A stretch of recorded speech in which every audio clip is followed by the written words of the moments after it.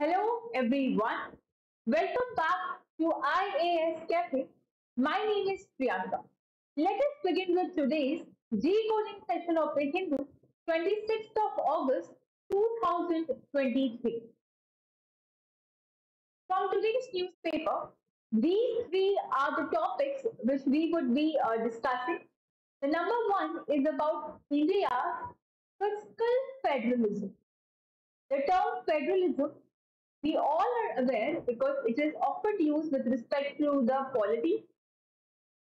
But here, the editorial is talking about the fiscal federalism. Second is about the clean tech for an inclusive green future in India. That means here we are somehow talking about the climate change. Okay.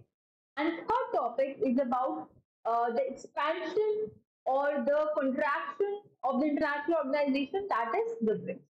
So before we move further to the main discussion, please do subscribe our channel, that is IAS Cafe, and like and share to as many students as possible if you really like this our video. Now coming back to the topic, it is about the India's fiscal federalism. So the writer wants to say that beginning with the shift from a planned economy to a market-mediated economic system, there are a number of issues that have varying consequences on India's fiscal federalism which need a review. तो यहाँ पे writer क्या कहना चाह रहा है कि India की जो इकोनॉमी है, पहले आपके पास प्लान्ड इकोनॉमी थी, 5 ईयर प्लान अगर आपने इकोनॉमिक्स में पढ़े हो तो वहां से हमने इसको चेंज किया with respect to the market mediated economic system. Okay,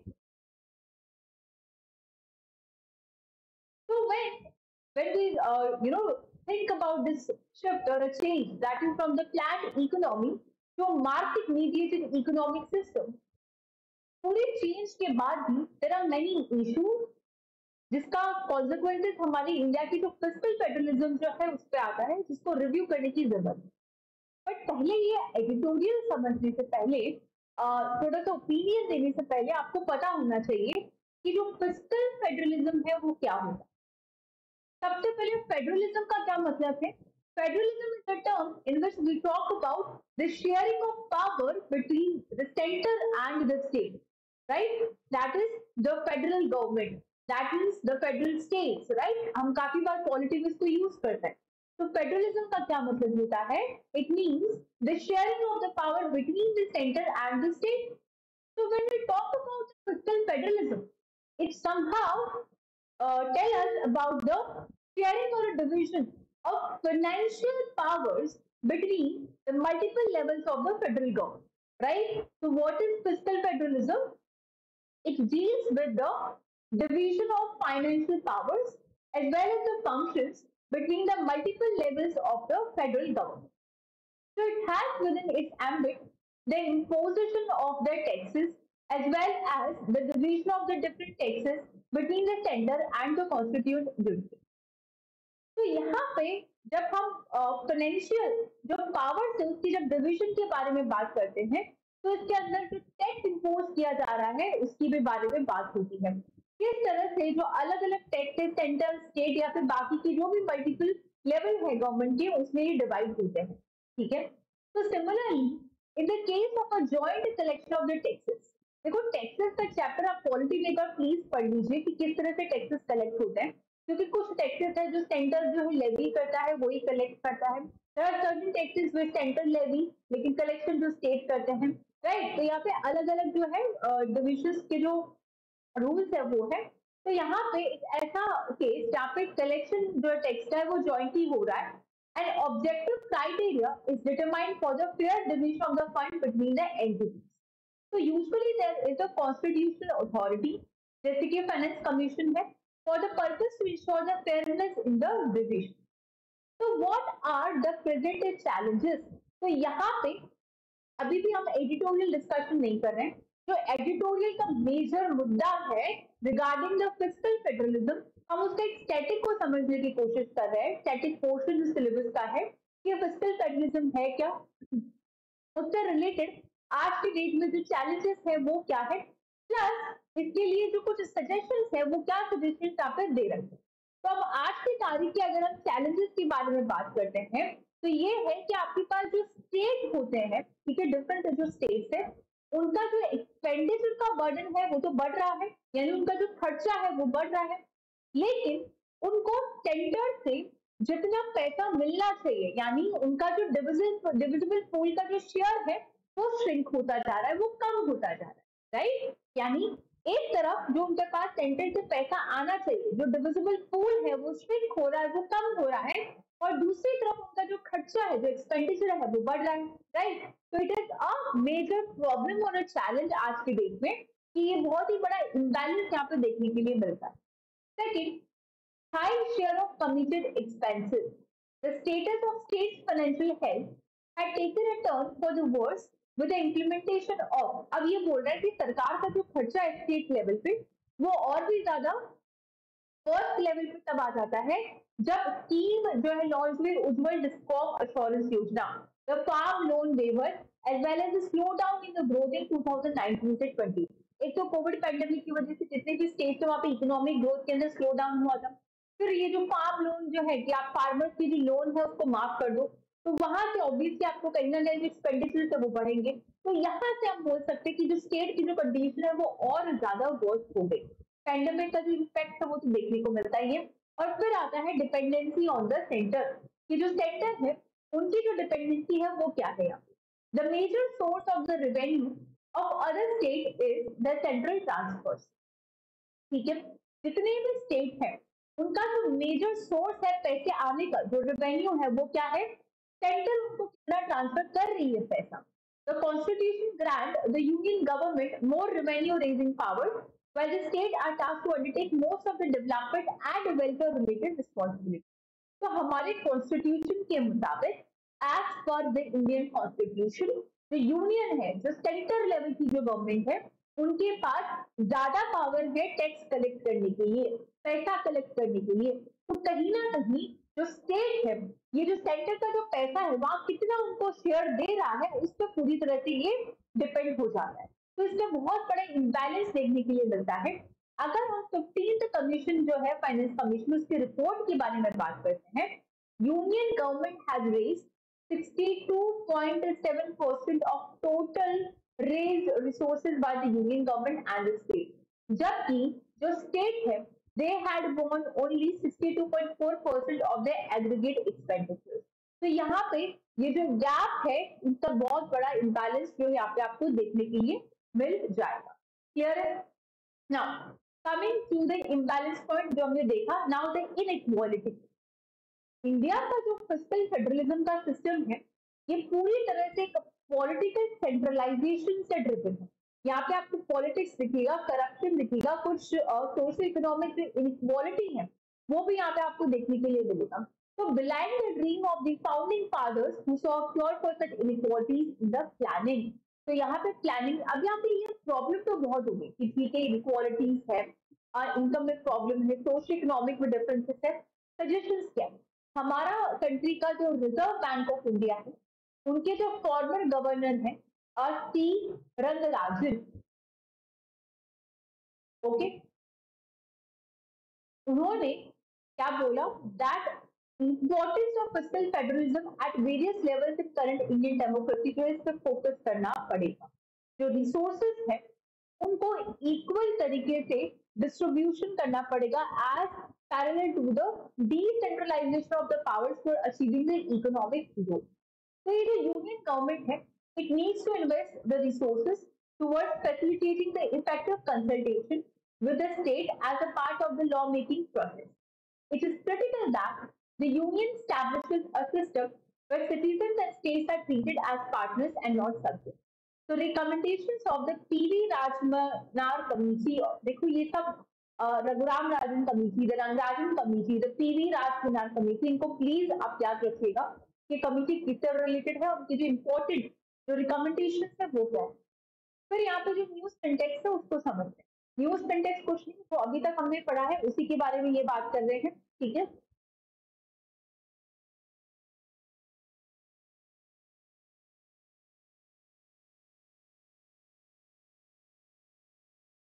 So when we talk about the news context, यहाँ पे ये बोला गया है कि पहले हमारी कंट्री में प्लान इकोनॉमी चलती थी, 5 ईयर प्लानिंग चलती थी, राइट, कि 5 साल में ये होगा, अब हम एग्रीकल्चर पे फोकस करेंगे, अब हम इस पे फोकस करेंगे, इंडस्ट्री पे फोकस करेंगे, एलपीजी लेके आएंगे, व्हाटएवर।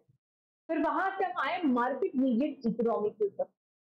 फिर हमारे पास जो 2 टीयर का जो सिस्टम था, सेंटर स्टेट, उसको हम लेके आए पंचायत में, मतलब थर्ड 3 टीयर का सिस्टम हम लेके आए with the help of 73rd and 74th constitutional amendment. और यहाँ से आपके पास क्या आता है, जैसे कि पंचायत आती है, म्यूनिसिपैलिटीज जो है वो आते हैं, प्लानिंग कमीशन को अबॉलिश करके हम नीति आयोग लेके आए, fiscal responsibility budget management act लेके आए, जो पहले का जो टैक्स सिस्टम उसको हटा के जीएसटी लेके आए, ठीक है। तो यहाँ पे ये सब करने के बावजूद देयर आर सर्टेन चैलेंजेस, जिसके 4 इश्यूज के ऊपर जो राइटर है वो बात करना चाह रहा है। The number 1 issue as per the writer is कि इंडिया का जो इंटर गवर्नमेंटल ट्रांसफर सिस्टम है, सेंटर से स्टेट का आपस में, वो बहुत ही ज्यादा इक्विटी ओरिएंटेड होना चाहिए, राइट। Chanson and Piketty 2019 में they estimated that 1% इंडिया के जो कमाने वाले हैं, that is the 1% earners in India, वो 20% टोटल इनकम को कैप्चर करते हैं, less than 20%, but this was drastically reduced to 6% in the 1980s and बाद में ये बढ़ गया 22% during the liberalization era।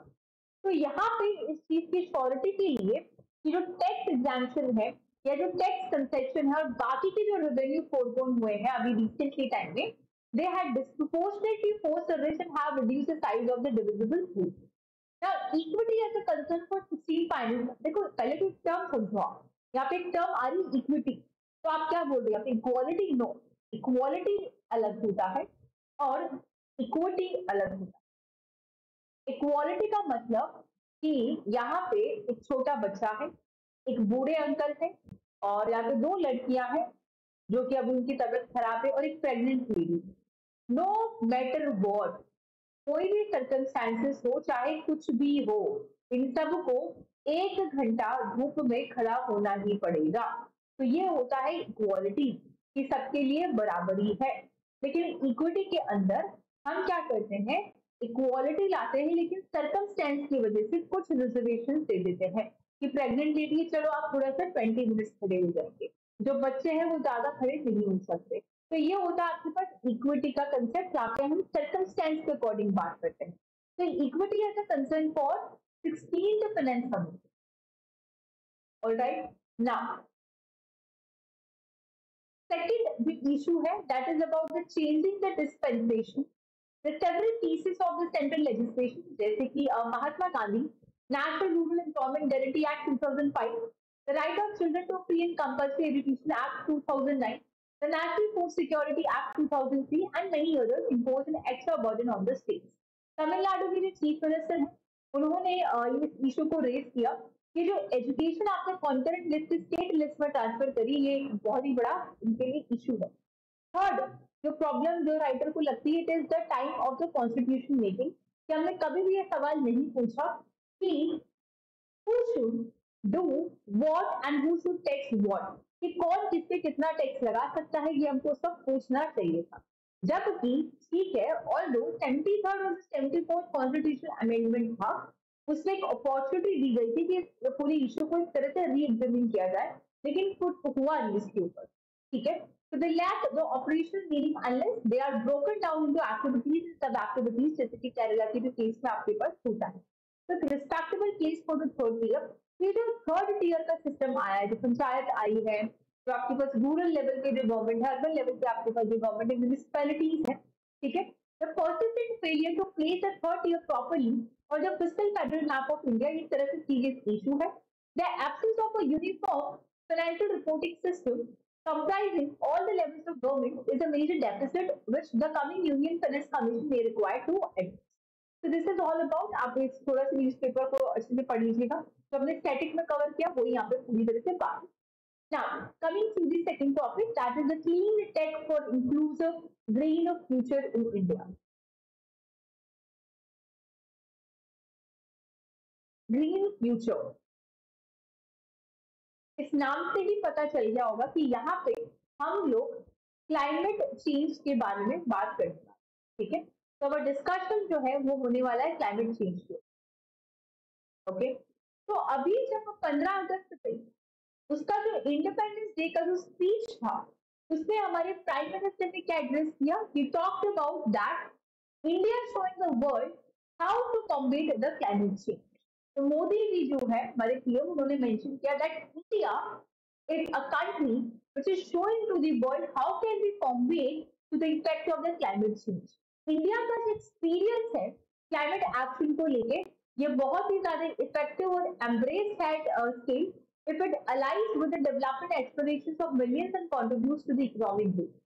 The green economy paradigm provides an optimistic pathway to align development and environmental outcomes. जैसे कि यहाँ पे सोलर पार्क का बनाना या जो इलेक्ट्रिक व्हीकल है उनका बनाना, यहाँ पे चार्जिंग स्टेशन, ये सब किसमें मदद करेंगे, द मच नीडेड इंफ्रास्ट्रक्चर जो कि डेवलपिंग इकोनॉमी को जरूरत है, प्लस यहाँ पे क्लाइमेट एक्शन की जो इफेक्ट है उसको भी हम कम कर पाएंगे।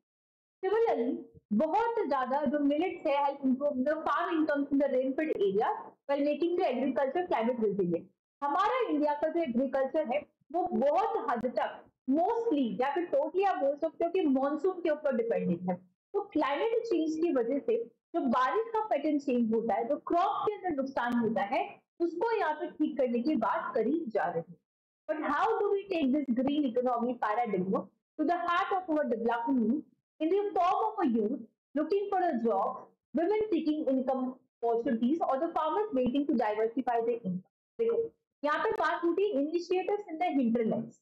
रीसेंट ईयर्स अगर बात करते तो बहुत ज्यादा इनिशिएटिव्स जो है ग्रीन इकोनॉमी को ध्यान में रखते हुए लिए गए, जैसे कि सोलर ड्रायर्स जो कन्वर्ट करते हैं, जो आप टमाटर फेंक देते हो, ठीक है, that is throw away tomatoes into sun dried one in the Andhra Pradesh. तो आंध्र प्रदेश के अंदर जितने भी आप जो टोमेटो जो है वेस्ट हो रहे हैं उनको सन ड्राई करके आप उसको यूज कर सकते हैं किसी और रीजन के लिए। Biomass powered cold storage help farmers in Maharashtra selling the lemons and many other things. तो ये जो टेक्नोलॉजीज है, ये जो इनिशिएटिव्स है वो काफी ज्यादा यहाँ पे स्टार्ट हो रहा है।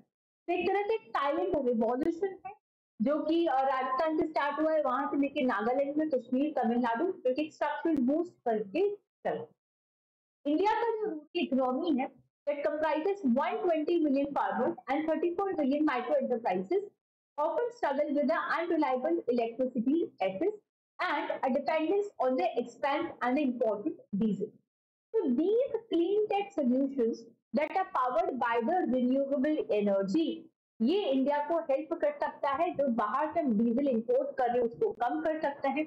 हमारे जो पेरिशेबल फूड का जो लॉस होता है, यानी जैसे कि जल्दी खराब होने वाली फूड, उसके लॉस को यहाँ पे बचाता है, ठीक है।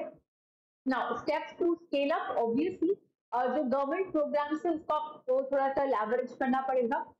जैसे कि प्रधानमंत्री मुद्रा योजना है which talked about the collateral free loan to the micro enterprises. We should do such things on a more level. प्रधानमंत्री formalisation of the micro food processing enterprises, प्रधानमंत्री मत्स्य संपदा योजना।